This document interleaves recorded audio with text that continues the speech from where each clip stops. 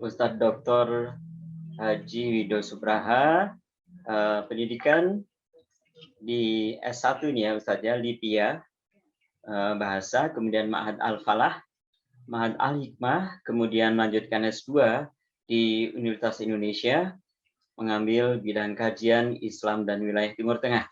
Kemudian untuk S3 beliau di Universitas Ibnu Khaldun Bogor, mengambil jurusan pemikiran dan pendidikan Islam.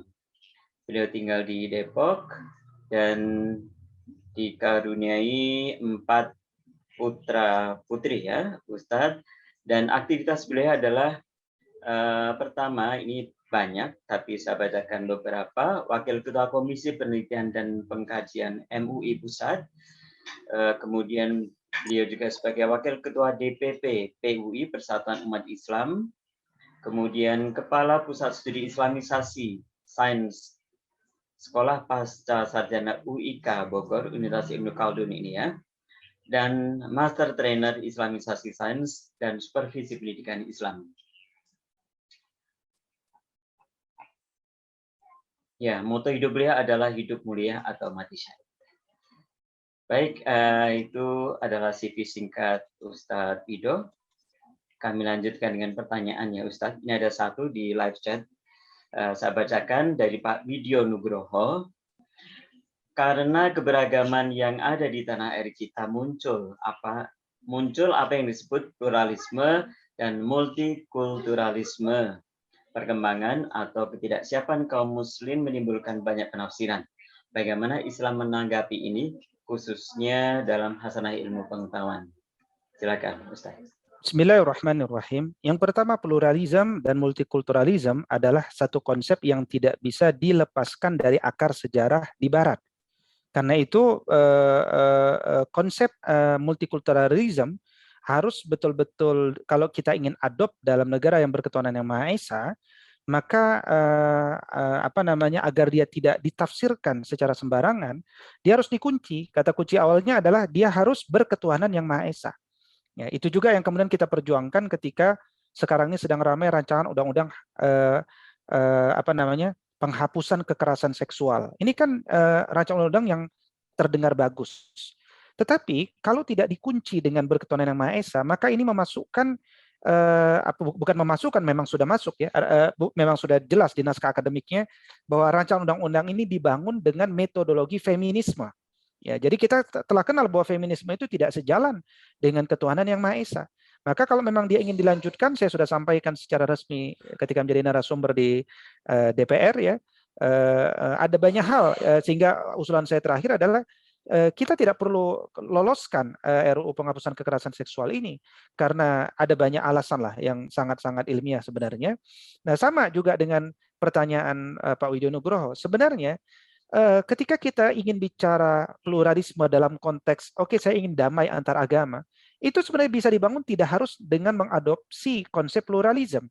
Kalau kita ingin sekedar bisa bekerja dengan multi etnik, multicultural, itu juga tidak harus membawa pemikiran multikulturalisme dari Barat. Kenapa? Karena isme Islam, ya, kalau udah masuk pada isme itu kan sudah masuk pada ajaran. Ya, jadi ismenya Islam dan ismenya agama-agama kalau duduk bareng, itu juga sudah mengajarkan apa yang diinginkan itu sebenarnya. Itulah kenapa Majelis Ulama Indonesia Pusat, alhamdulillah sudah sejak jauh-jauh hari mengeluarkan fatwanya, mengharamkan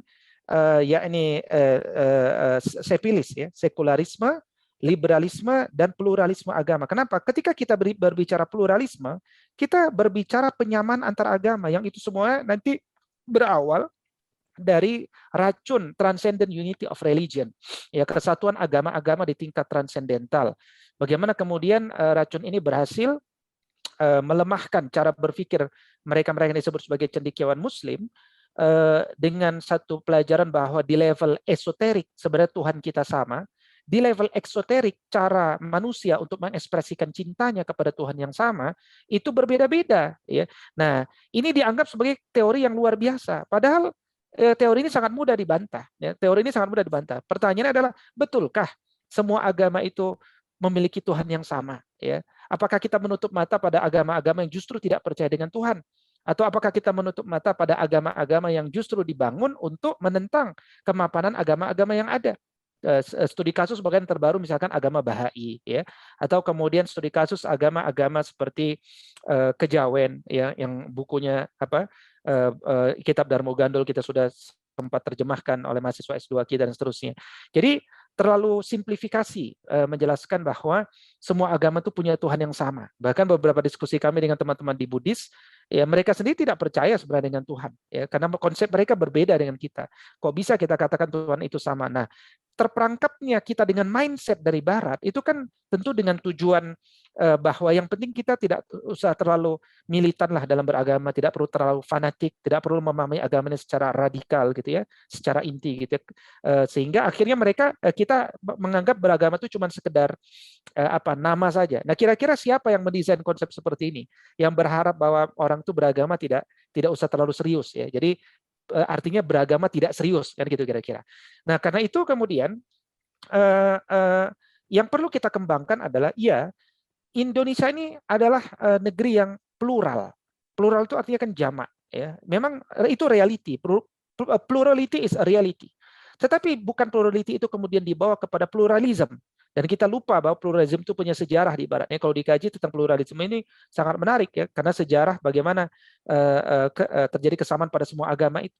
Ya, jadi kita cukup sedih juga ya ketika ada konsep-konsep yang kemudian diajarkan di Indonesia seperti bahwa beragama itu seperti roda ya, sumbunya itu adalah Tuhan, jari-jarinya itu adalah agama-agama. Ini sama dengan konsep transcendent unity of religion itu. Jadi saya kira bagaimana tanggapan kita? Kita tidak perlu menerima pluralisme, kita tidak perlu menerima multikulturalisme, apalagi kita tidak perlu menerima feminisme. Ya, bagaimana rancangan haluan ideologi Pancasila tadi saya sempat singgung, naskah akademiknya menjadikan pemikiran Pitis di Jerman ya, yang menjelaskan bahwa kebenaran berdasarkan pengalaman hidup manusia. Itu dijadikan fondasi ilmiah untuk membawa arah tafsiran pada Pancasila. Itu luar biasa berbahaya. Jadi itu satu. Nah, yang kedua, sekarang rancangan undang-undang penghapusan kekerasan seksual, naskah akademik menjelaskan bahwa ini diusung dengan metodologi feminisme dan kita tidak perlu khawatir dengan feminisme. Ini tentu saja sangat menggelikan bagi para akademisi. Kita tahu persoalan feminisme dan kita tahu sejarah bagaimana perjuangan wanita di Barat itu berbeda dengan sejarah wanita di Jaziratul Arab misalkan, dan hal-hal seperti itu yang perlu kita sadarkan kepada generasi kita di masa depan, karena pekerjaan di dunia pendidikan menjadi lebih menarik karena 60% ya penduduk Indonesia sampai 40 tahun ke depan itu mayoritas pemuda.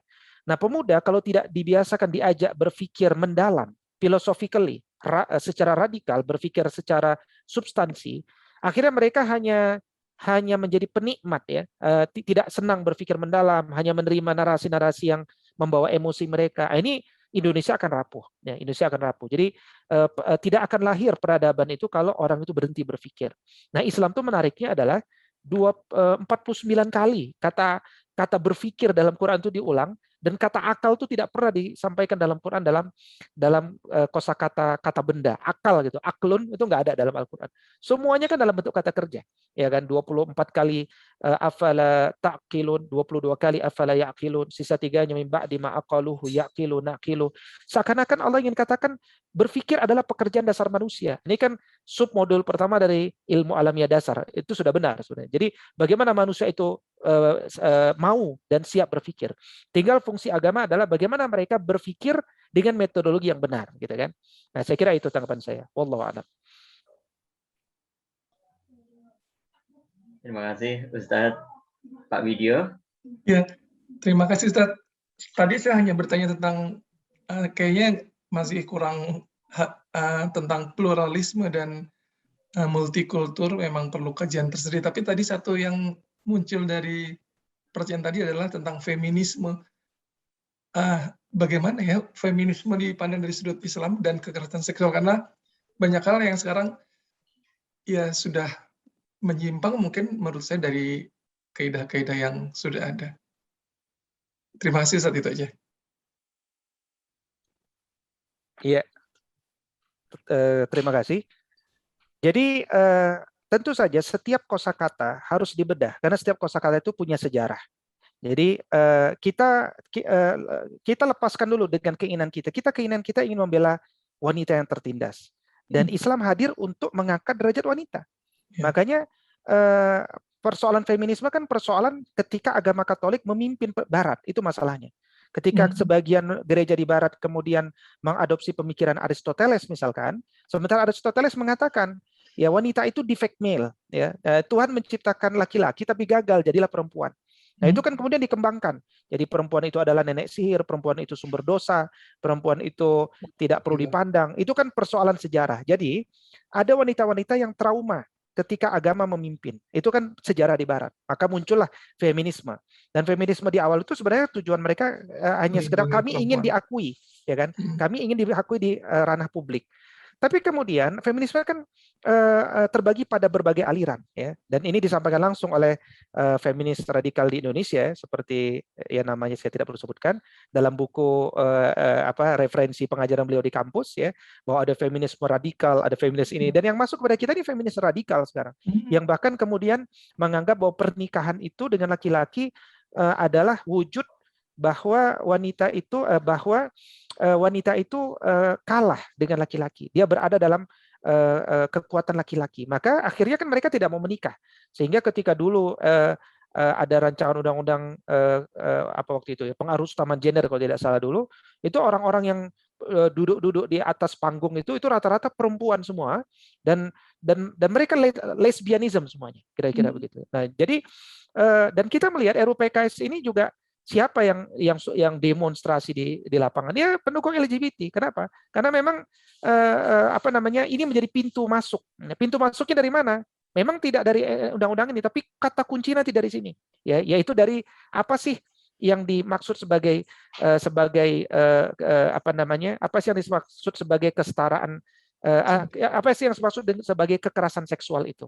Nah, di situ nanti mulai masuk istilah relasi kuasa, relasi gender. Ini istilah-istilah yang bagi orang awam rumit, malas mikir. Anggota DPR aja malas mikir. Begitu saya presentasikan ini begini, baru dia bilang, oh berarti bahaya ya? Ya bahaya, karena ini kosakata bukan kosakata asli Indonesia. Relasi gender, relasi kuasa itu kosakata Barat ya, dan itu punya sejarah. Dan kosakata gender misalkan, kita hari ini banyak juga latah mengikut diajar, ya mari kita dukung gender gitu kan. Padahal di Barat sendiri di Amerika, keluarga-keluarga yang peduli sekarang sudah mengalami persoalan gender ini dan ingin kembali kepada kosakata seks. Kenapa? Karena seks itu nature, sementara gender itu nurture. Nah ini kan nanti perdebatan antara nature dengan nurture. Disinilah pintu masuk di mana akhirnya ada legitimasi orang untuk melakukan konstruksi sosial bahwa orang bisa saja terlahir sebagai man, tetapi dia punya orientasi seksual female. Orang bisa saja terlahir woman, tapi dia punya orientasi seksual man. Dan kalau kita lihat berita di Detik pekan lalu, kalau Bapak Ibu lihat, ada dosen yang kemudian di Amerika yang kemudian harus merevisi pelajaran dia di kampus karena hanya sekedar dia bilang begini, dalam pelajaran biologi dia bilang, Bapak Ibu, mahasiswa sekalian, wanita dia akan hamil dan melahirkan. Nah, ngomong begitu saja itu di Amerika sudah diprotes sekarang. Kenapa? Karena dalam konsep gender yang berhak melahirkan itu bukan hanya perempuan sekarang, tapi laki-laki juga berhak. Nah ini yang akan kita dibawa ke sana. Jadi dampaknya besar bagi tatanan bukan hanya bangsa, tapi ketahanan keluarga Indonesia gitu ya. Jadi ini perbincangan yang khusus sebenarnya, pluralisme khusus ya kan, multikulturalisme khusus, sekularisme itu khusus, dia bisa 2 jam sendiri ya. Feminisme juga khusus ya. Tapi satu kunci yang ingin saya katakan adalah kita harus kritis dengan setiap kosakata baru yang masuk ke Indonesia ini. Dan saya sering sampaikan, percaya dirilah kita sebagai bangsa yang berpancasila, yang berketuhanan yang Maha Esa, kan itu kira-kira bahasa kita yang mudah diterima oleh orang ya. Jadi kita ini berpancasila. Pancasila itu tangguh. Kita nggak perlu menerima ideologi transnasional yang destruktif dari Barat. Bukan berarti kita benci Barat ya, tetapi kita punya pandangan hidup Pancasila yang bisa memfilter. Nggak semuanya itu baik ya. Demokrasi saja misalkan. Yang kita kembangkan di Indonesia ini kan menjadi demokrasi yang bertentangan dengan sila keempat, yaitu kerakyatan yang dipimpin oleh hikmat kebijaksanaan dan permusyawaratan perwakilan. Tidak ada lagi musyawarah, tidak ada lagi perwakilan yang jelas ya, karena semuanya hanya dilihat dari suara. Nah ini kan kita para akademisi yang harus kemudian terus menyuarakan itu secara ilmiah ya, sehingga kemudian terjadi perubahan ya. Saya kira demikian. Wallahu a'lam.